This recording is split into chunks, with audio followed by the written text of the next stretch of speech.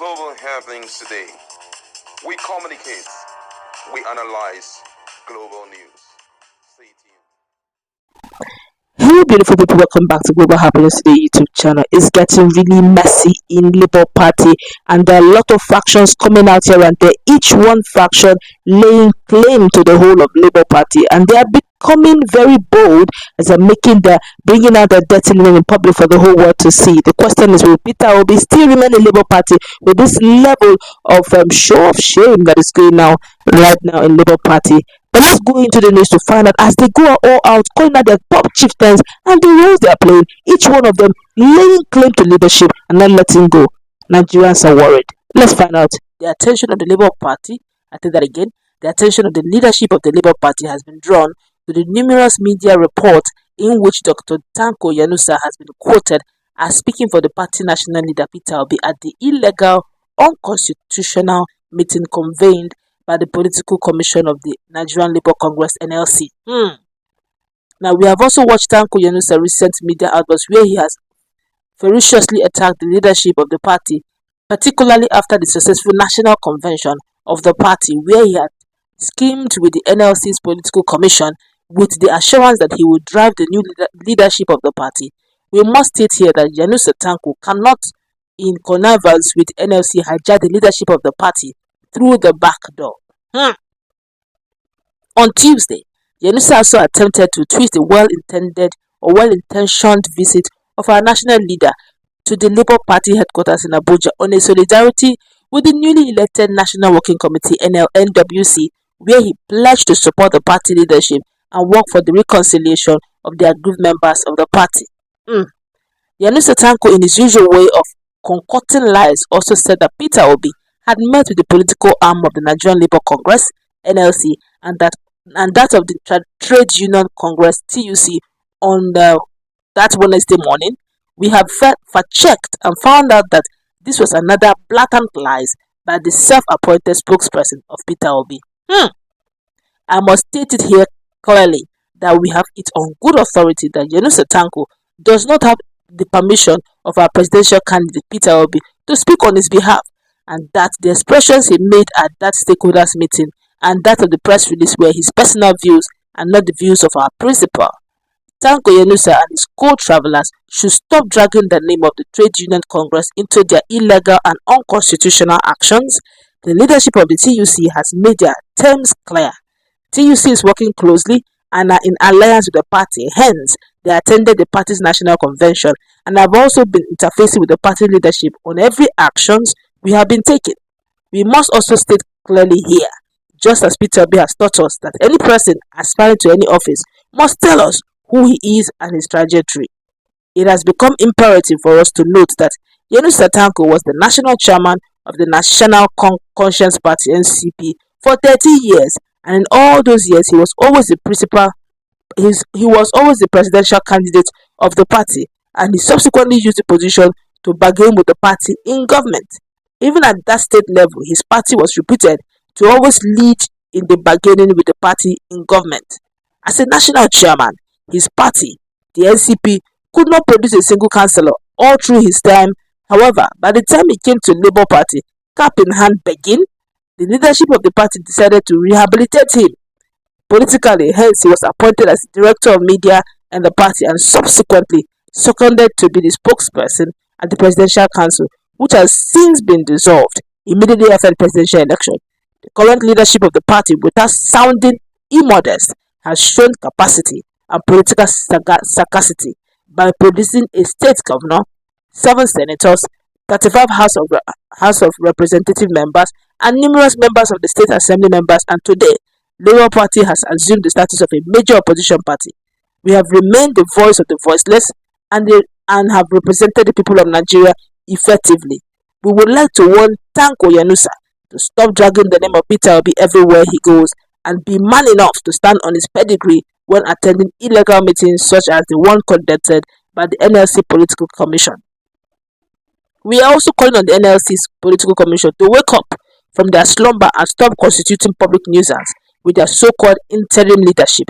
They must realize that Nigeria is a country with law and that the law does not support their actions, since they have chosen to dance naked in the market square We have also refused to go low with them, but we only want to assure them that for every action there will certainly be a reaction. Signed, Obiora Ifo, National Publicity Secretary for Labour Party. Is getting really dicey. My colleague is in the house, and they're calling out strong card carrying member like Yellow Satanko over a lot. Imagine what they are literally saying, that there's a lot of things going on. Some persons want to hijack the party, and some persons want to establish. They even took time to explain his past, his antecedents of his former party NCP, that they usually would negotiate with the ruling party and never produce anything. Are they trying to insinuate that Yellow Satanko want to take over the leadership of the party and hopefully negotiate Labour Party when it matters the most during 2027 election? Is really getting messy. What's your take?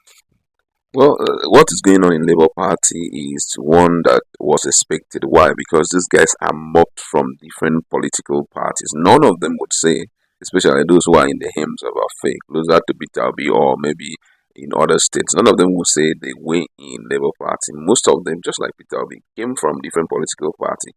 And just like those who pair up with the children of Israel, Egyptians who pair up with the children of Israel to leave Israel, they left with their gods. They have an ideology, and they believe that no matter what, I will still skim my way with that ideology, and that's what we are seeing right now. I think that the sanitization is very important, but sanitizing and factionality, if there's a word like that, that's having multiple faction in Labour Party, is what would tear it apart. Because based on what I'm seeing, I think there's some level of intentionality surrounding these different factions, so that when the set time comes, they will take out time and just tear the party into pieces. Don't forget, as we are talking, if Yenusa Tango has been seen to have his own intentions and planning to hijack the leadership of the party, we still have the Malambabi very much alive, strong, and healthy. And those ones there, we already know that there is an idea of what they have in mind, and that is the continuity of Tinubu's administration, Tinubu's government. And what they will do is they are still by the side watching, putting up a lot of legal cases here and there. And if those legal cases are not treated as at when you and dealt with once and for all and now, those things will have voices to speak against Peter Obi candidature as the president or presidential candidate of Labour Party. And I can assure you that the likes of Arambabi, just to distort a lot of things in Labour Party, may sum up courage to come out even as presidential aspirant of Labour Party. And then you start seeing multiple struggle, and they'll be like, doesn't mean Peter Obi have the only right, to feature as the presidential aspirant. And when they come out, they will also make sure that they register enough people of their kind into Labour Party. So the future of Labour Party, I would say, though it seems bright at the end of the tunnel, but I'm seeing so much darkness, bleakness as they are passing through the process. So it takes someone who is very rational to take out time to sieve the party, fix all those issues. Look at what we just saw yesterday. The base from which the Julius Abue became a member of political party. That's his own Edo State. Yeah. They came up with a suspension, suspension. The party have negated it. Imagine all of this happening during the political campaign of Labour Party. How are you even so sure that Abure still have the full support of his people?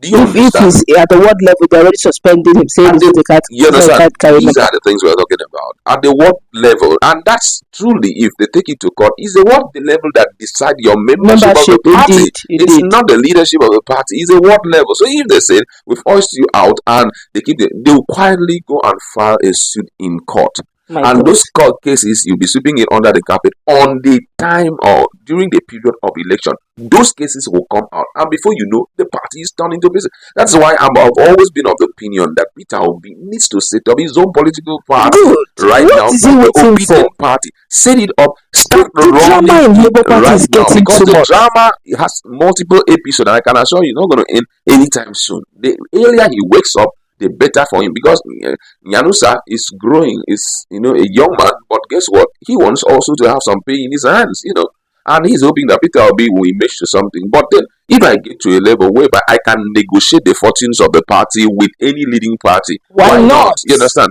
We know that I this have guy nothing to lose. Now, look at someone like Kennedy Okonkwo. Kennedy Okonkwo is now like, I don't have anything to do with Julius Abuwe. Peter Obi, you have something to do with it. It means I'm going to stay extra mile from this party. So already the factions are increasing. After a while, we started having the Southeast Labour Party, the South Labour Party, the North Labour Party, and the Obedient. Before you know, we will be shocked what will come, because as far as I'm concerned, politics is a dirty game. Politicians have dirty hands. Whenever they come into a situation like this, where all what they are thinking is how to cash out. Imagine what Wike has just taught Nigerians. That's a lesson to be learned. I'm telling you, in politics, Wike has shown that in Nigerian politics, you can, be swapping between two political parties. All what you need to do is to have a strong grip in the ruling party, and still the opposition will not be able to kick you out. And if it stands in PDP's case, Labour Party may also be thinking so. Someone may say, "Sir, I'm going to win so constituency for you. I'm going to make sure that I deflate Peter Obi's vote in so area, maybe in the northern part, and give it to you. What's the thing you're going to give to me?" He said, "Okay, I'm going to give you this." He wouldn't even need to cross carpet to this. He will stay there, make sure that he frustrates Peter Obi live, and still get his pay check from the ruling party, and still be stinging the two. I mean, Peter Obi needs to wake up and stop all this moving around the whole world. So, except you don't have any plan to lead Nigeria. But if you have such plan to lead Nigeria, make sure that where you are coming from is fixed. One more question. If Peter Obi now decides to have this political party called the Obedient Movement, maybe calls it Obedient Party, what is the possibility and probability that the corrupt politicians and those who have sinister plan will not also join the Obedient Party to make it look this way before 2027? Now, don't forget, Peter Obi was brought into Labour Party. None of them expected it to be like this. You understand? The hype we are seeing right now, most of them didn't expect it. You understand? So, but if he starts up his own political party, the Obedient Party, the first major break or the first major election for Labour Party will be for Obedient Party will be 2027. But sorry to interrupt you. Don't forget also that Labour Party has a lot of wings. TUC, NLC are all part of its wings. So, how many of those leaders are very instrumental to gathering Nigerians? Now, let me tell you the truth. Whether Labour Party was there before now, NUC was there, TUC was there, NLC was there, TUC was there. Labour Party was in existence, but did you feel their breath in politics? No. Those guys were still existing. Even those who were members of Labour, the NLC and TUC, they had their respective parties that they gave their votes to. But when Peter Obi emerged, what Nigerians were looking at was new governance. The crave for better governance was what everybody was craving. And by the time they look at the pedigree of Peter Obi, this is the kind of person. That was when Nigerians see Labour Party, whatever it feels it's revolving around Peter Obi. Peter Obi leave Labour Party to the Labour Party is grounded. All those guys around Babi that are lifting their fingers, immediately he takes a walk out of the party. That party is grounded. You understand? But the only thing that the man is now looking at, I have built this party to this level. What will people say and all of that? It shouldn't be that. What we are looking for is good governance. And if Peter Obi wants to be there to lead, he needs to make sure that he gets his own politics. That's just my stand on that. We can talk more and more. We could go on and on. It really is quite an interesting one. If you're in Peter Obi's shoes, what would you do differently? It's getting really messy in Labour Party. It looks as if everybody's balkanizing the party. Everyone seems to have a chunk to take. But yet, the elections are very far away, 2027. But is there hope for Labour Party? Are we looking at bleak future? And if there is hope, how then do we bring them together without necessarily coming all out in public, bringing out that dirty linen? That's we're going to wrap it up. Let's meet in our conversation. If you're in Peter Obi's shoes, what would you do? Global happenings today. We communicate.